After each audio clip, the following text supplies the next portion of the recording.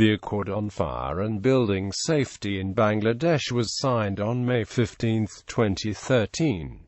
It is a 5-year independent, legally binding agreement between global brands and retailers and trade unions designed to build a safe and healthy Bangladeshi ready-made garment industry. The agreement was created in the immediate aftermath of the Rana Plaza building collapse that led to the death of more than 1,100 people and injured more than 2,000. In June 2013, an implementation plan was agreed leading to the incorporation of the Bangladesh Accord Foundation in the Netherlands in October 2013. The agreement consists of 6 key components: a 5-year legally binding agreement between brands and trade unions to ensure a safe working environment in the Bangladeshi RMG industry, an independent inspection program supported by brands in which workers and trade unions are involved, public disclosure of all factories, inspection reports and corrective action plans, a commitment by signatory brands to ensure sufficient funds are available for remediation and to maintain sourcing relationships, democratically elected health and safety committees in all factories to identify and act on health and safety risks, worker empowerment through an extensive training program, complaints mechanism and right to refuse unsafe work.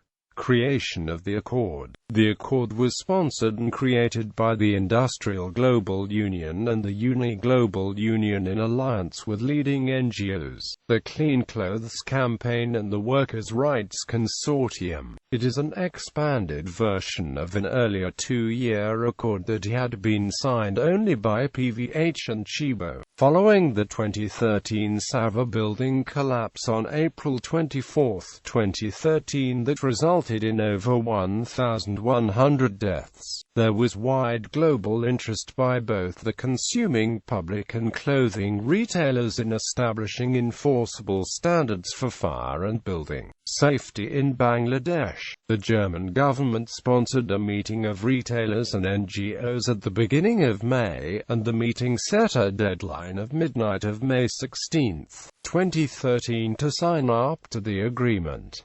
Numerous companies had signed up by the deadline, covering over 1,000 Bangladeshi garment factories. Terms. In addition to schemes of building inspection and enforcement of fire and safety standards, the Accord requires that contracts by international retailers with Bangladesh manufacturers provide for compensation adequate to maintain safe buildings. Retailers agree to continue to support the Bangladesh textile industry despite possible higher costs. It is estimated that the total cost may be $1 billion, about $500,000 per factory. Close cooperation with the International Labour Organization and the government of Bangladesh is required. A steering committee which governs the Accord is established as a dispute resolution procedures such as arbitration. The Accord calls for development of an implementation plan over 45 days.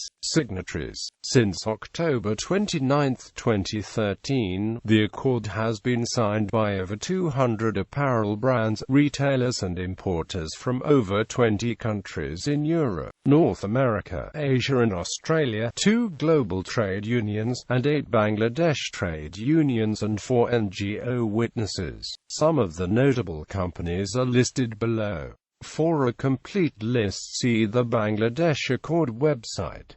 Rival American plan. Most North American retailers did not sign the Accord.